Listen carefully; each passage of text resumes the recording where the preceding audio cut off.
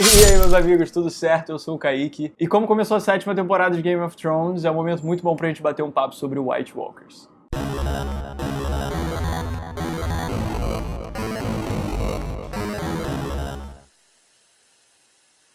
Então, começou no último domingo, a 7ª e penúltima temporada de Game of Thrones. Nossos domingos voltaram a fazer sentido e eu acho que é uma deixa muito boa pra gente bater um papo sobre um elemento que tá crescendo muito na narrativa de Game of Thrones, que são os White Walkers. Os outros também, como são chamados, ou caminhantes brancos na tradução brasileira. Que são aqueles monstros da neve lá, aquelas criaturas humanoides e tal, que estão prestes a tocar o terror em toda Westeros. Finalmente, depois de ser anunciado desde a primeira temporada que isso ia acontecer, tá chegando a hora do conflito com eles acontecer de verdade. E por que é importante conversar sobre os White Walkers agora e entender um pouco mais disso aí? Porque em histórias de fantasia, como Game of Thrones, que você tem elementos que não fazem parte do nosso mundo real, elementos que são fantásticos, peculiares àqueles mundos fantásticos, é muito importante você entender o funcionamento desses elementos, da magia, do misticismo, porque não são fatores aleatórios. Eles funcionam de uma determinada maneira explicada pela série, que vai impactando a narrativa de acordo com o que eles fazem. E isso é bom pra gente enxergar o que vai acontecer no futuro de Game of Thrones, é óbvio.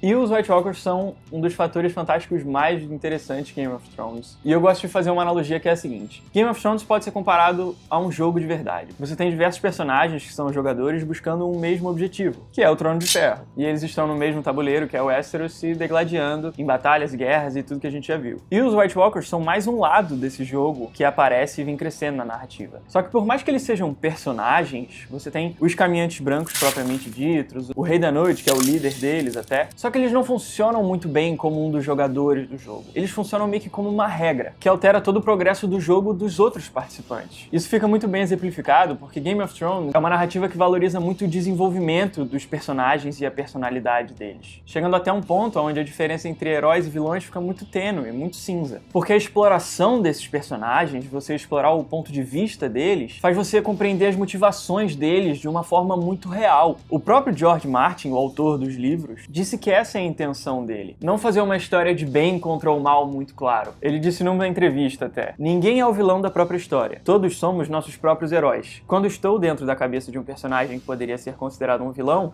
sinto um grande carinho por ele e tento ver o mundo através de seus olhos." E tudo isso funciona graças à exploração excelente de Game of Thrones, que é o grande atrativo do seriado, dos livros, enfim. E os White Walkers não têm isso, eles não são desenvolvidos com uma personalidade, porque não é necessário. Eles precisam funcionar como um elemento, uma alteração das regras do tabuleiro que é o jogo de Game of Thrones. E dessa forma implicar na história dos outros personagens desenvolvidos. O Jon Snow, a Cersei, a Daenerys, o Sam, enfim, toda a galera que a gente já conhece. Então entender os caminhantes brancos não é um puro capricho. É você entender o funcionamento desse elemento e sacar o que vai acontecer com os personagens que a gente se importa. Então, de início, como que surgiram os White Walkers? Eles são uma raça humanoide milenar, meio que criaturas elementais do gelo, que vem do extremo norte de Westeros. Eles foram criados pelas Crianças da Floresta, que são uma outra raça, também milenar, que já habitava Westeros antes da chegada dos primeiros homens, meio que habitantes nativos daquela terra. Eles eram, tipo, elementais da floresta, eles não eram humanos em si, como a gente pôde ver no seriado. E acontece que eles entraram em guerra com os humanos que chegaram em Westeros, e como uma forma de se proteger contra essas invasões, eles usaram a magia deles para transformar um humano no primeiro White Walker, num caminhante branco. Isso apareceu numa cena do seriado, a gente viu isso. A Folha, uma criança da floresta, enfiando uma adaga de obsidiana, que é um material muito importante para essa discussão, grava esse nome aí, colocando uma obsidiana dentro do corpo de um humano e transformando ele no primeiro White Walker. O Bran até pergunta pra Folha por que ela fez isso, e ela explica que foi para se defender dos homens. Só que na progressão da história é óbvio que os White Walkers se libertaram do controle das Crianças da Floresta e se tornaram uma raça independente. E aí, com o extremo poder que esses caminhantes brancos tinham, as lendas contam que no passado de Westeros houve um evento chamado A Longa Noite, onde o maior inverno na história caiu sobre o mundo. E os White Walkers marcharam do norte rumo ao sul de Westeros,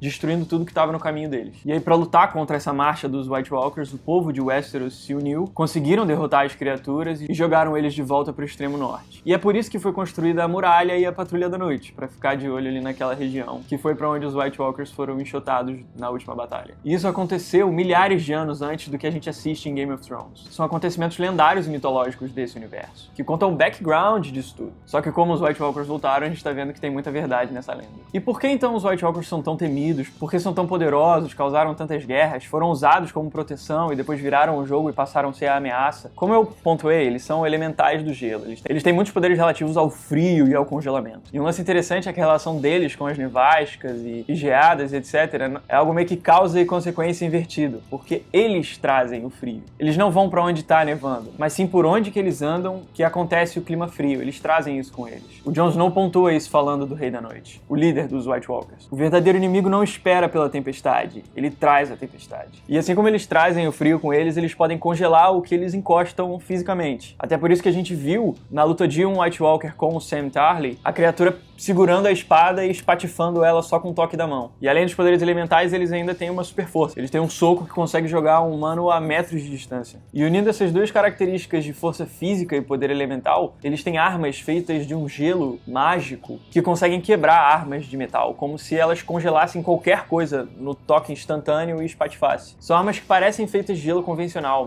mas é um material fruto totalmente do poder deles. É um elemento mágico, místico. Os grandes acontecimentos envolvendo os White Walkers que a gente está vendo no seriado costumam ser encabeçados pelo Rei da Noite, que é o líder deles, também chamado de Night King, e é um personagem que protagonizou uma cena muito importante no entendimento dos White Walkers, que mostrou o poder deles em transformar outros humanos em caminhantes brancos. Quando o White Walker pegou aquele filho criança do Craster, lá para depois da muralha, e encostou o dedo no menino, transformando os olhos dele em azuis. Então isso mostra que eles têm o poder sim de transformar humanos em White Walkers, de uma forma diferente do que as crianças da floresta fizeram lá no passado. Eles só utilizam o próprio poder deles, sem obsidiana. E tudo indica que isso só acontece caso o White Walker tenha contato com o humano durante ali a fase da infância dele. Até porque, por exemplo, o Bran já encontrou com o Rei da Noite numa visão e o Night King conseguiu encostar nele, mas ele não se tornou White Walker. A gente não sabe se isso é porque aquilo era uma visão ou se era porque já era um adulto. Mas como o seriado dedicou uma cena inteira a mostrar eles transformando uma criança num processo que a história indicou que foi repetido diversas vezes, fica claro que essa transformação é feita em estágios infantis da vida humana. E outro poder de transformação dos Walkers é reviver pessoas mortas, no que a série chama de Whites. E isso é bom deixar claro, porque muita gente acaba vendo as batalhas com os caminhantes brancos e não entende muito bem que existe uma diferença entre os Whites e os White Walkers. Essas pessoas mortas, revividas pelos caminhantes brancos, são meio que zumbis. São corpos que retornam à vida sem muito raciocínio, em estado pútrido mesmo, e eles obedecem aos mestres dele, que são os outros. E eles até podem transformar animais. Você percebe que os cavalos que os Walkers montam são pútridos, como se tivessem sido cadáveres de cavalos trazidos à vida pelo poder deles. E é assim que eles fazem os exércitos deles. Eles lutam com os inimigos morrem e eles trazem os corpos de volta à vida para lutar pelo lado deles. Mas esse poder tem uma restrição, porque eles não conseguem reviver corpos queimados. Por isso que os povos depois da muralha queimavam os corpos, para não deixar eles se tornarem Whites. E essa fraqueza também se aplica aos zumbis em vida, porque eles são extremamente inflamáveis. Qualquer pequeno contato com fogo, o corpo deles vira uma labareda instantaneamente, como se estivesse todo embebido em óleo. Isso é outro ponto que é importante destacar, porque é uma fraqueza que não se aplica aos Walkers. Eles têm um poder elemental do gelo tão forte que eles simplesmente repelem as chamas. Mas como Game of Thrones é um universo fantástico, a gente não sabe se fogo vivo, aquele fogo que a Cersei usou para explodir tudo lá em King's Landing, ou o fogo de dragão conseguem ser eficazes contra White Walkers. Inclusive eu acho que isso aí vai ser uma das grandes viradas do jogo no seriado. Não foi respondido até agora porque eu acho que eles vão usar como uma carta na manga em alguma batalha. Mas existem fraquezas dos Walkers já descobertas, que foram mostradas no seriado. Uma é usando a obsidiana, que eu falei pra gente prestar atenção, que eu tinha falado lá no início, que também é chamado de Dragon Glass. Golpear um White Walker com esse tipo de material, essas lâminas usadas pelas crianças da floresta, causa muita dor nos monstros e faz o corpo deles meio que se desfazer. E esse material é um minério, ele é um material natural. Tanto que o Sam acabou de achar uma mina. No primeiro episódio da 7ª temporada, ele acha uma mina num mapa, e isso com certeza vai ser uma grande virada em Game of Thrones, porque é uma vantagem absurda contra quem for lutar com os caminhantes brancos. E um outro material eficaz contra os White Walkers é o aço valiriano, que a gente escuta desde o início da série, falando de espadas feitas de aço valiriano, desse material tão raro, tão especial. O efeito dele é semelhante ao do Dragon Glass no corpo dos White Walkers, só que muito mais rápido, é instantâneo, é o One Hit KO. Só é preciso um ataque que já desintegra quase que instantaneamente o corpo dos Walkers. As espadas de aço valiriano conseguem bloquear as armas de gelo místico dos caminhantes brancos e, consequentemente, também resiste ao toque deles. Mas não acho que é problema resolvido, ok, achamos a solução para derrotar os Walkers, porque esse é um material muito raro, e no período em que se passa a série, ele não é mais feito, porque a história dele é o seguinte: esse metal era feito em Valyria, uma cidade que teve um auge de conhecimento, mas que foi destruída, então acabou perdendo todos os seus registros culturais. Então a forma de se fazer esse aço valiriano também foi perdida. O próprio Jaime Lannister Lannister disse: "Ninguém fez uma nova espada valiriana desde a queda de Valíria. Então ninguém sabe fazer novas armas valirianas, e elas são bem escassas no mundo de Game of Thrones." Existe um livro feito por um mestre no universo de Game of Thrones que estima que existem mais ou menos 227 armas valirianas,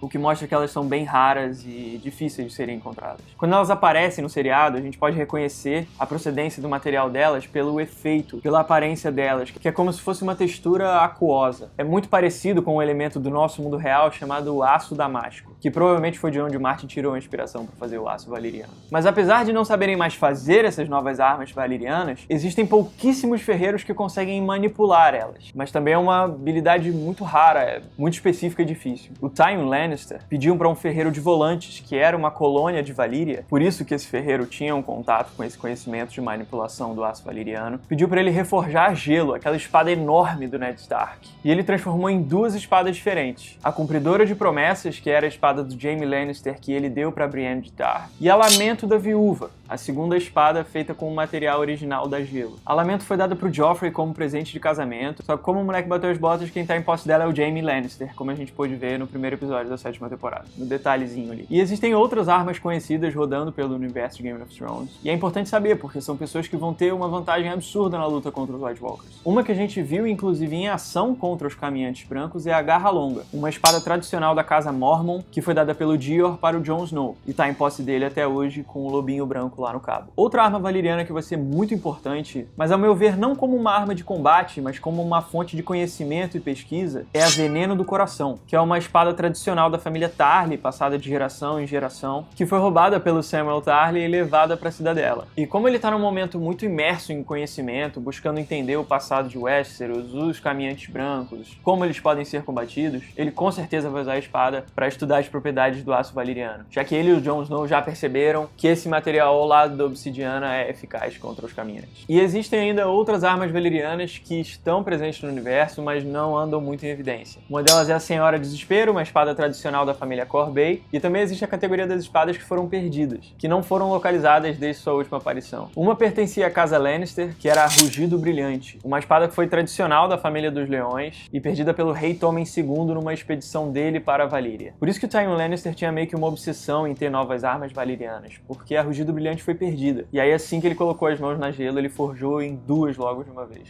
E você tem outras duas armas tradicionais da família Targaryen. Uma delas é a Blackfyre, que foi usada pelo próprio Aegon o Conquistador, que foi passada de rei para rei da família Targaryen, até que passou para as mãos de um filho bastardo, o Daemon Blackfyre, que fundou a própria casa e quando morreu, deixou a espada para o seu meio-irmão, que levou a arma para o exílio nas Cidades Livres, uma outra região, fora de Westeros. E esse portador da espada, o Aço Amargo, fundou uma companhia de mercenários chamada Companhia Dourada. E acredita-se que essa espada esteja em posse desses caras até hoje, ou que ela foi perdida mesmo e ninguém sabe onde está. Outra famosa espada de aço valiriano da casa Targaryen é a Irmã Negra, que foi uma arma forjada para ser usada por uma mulher. A construção dela foi feita para se adequar às mãos de uma mulher, mas que também foi usada por um homem, porque o último portador dela se chama Brynden Rivers, também conhecido como Corvo de Sangue, e foi a última pessoa que é sabido que teve posse da Irmã Negra. Outras três armas valirianas conhecidas são a Chuva Rubra, que pertence à casa Drum, e a Anoitecer, que pertence à casa Harlaw e é portada atualmente pelo Sor Haras. Mas a última é a mais interessante, porque bem no início de Game of Thrones, quando um assassino tenta matar o Bran, a adaga que o homem usa é uma arma feita de aço valiriano. E ela passou pelas mãos do Mindinho, que diz ter perdido ela numa aposta pro Tyrion Lannister. Mas isso não foi confirmado, a gente não sabe com quem tá essa adaga. Mas isso é interessante porque mostra que o assassinato do Bran tinha sido mandado por alguém que tinha uma boa influência. Não é qualquer um que tem uma arma dessas. E agora refletindo sobre esses dois materiais que são eficazes contra os White Walkers, a gente percebe que eles têm uma relação muito interessante com os dragões. A obsidiana é um minério que é gerado através de rochas vulcânicas. E o aço valiriano, obviamente feito em Valíria, que era uma região habitada por dragões, talvez tenha sido feito só nessa região por causa dessa proximidade com as criaturas. Porque talvez o fogo usado na forja do aço valiriano que era o grande segredo. E como não existem mais dragões no universo de Game of Thrones, é por isso que não conseguem mais fazer o aço. A obsidiana, como é feita em rochas vulcânicas, eu acredito que também pode ter sido encontrada em terras que tenham sido queimadas por fogo de dragão. Tanto que ela é chamada de Dragon Glass. E essa dúvida, inclusive, ainda deixa para ser respondido no futuro o resultado do combate entre dragões e White Walkers. Porque a gente não sabe se o fogo místico dos dragões vai ser eficaz contra o Walkers. Eu acho que tudo isso vai se ligar. O fogo dos dragões, a origem do aço valiriano,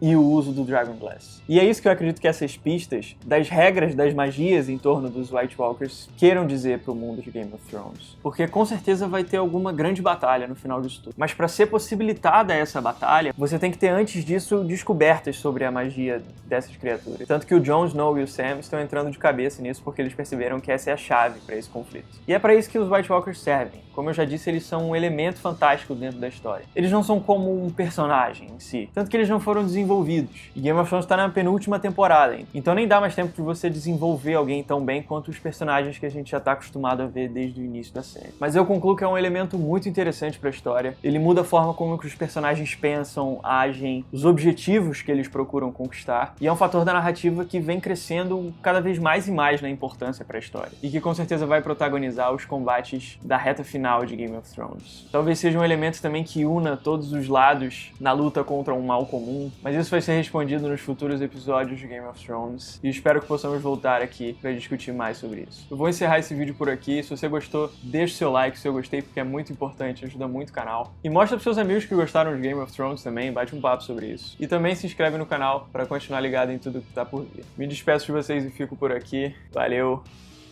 um abraço.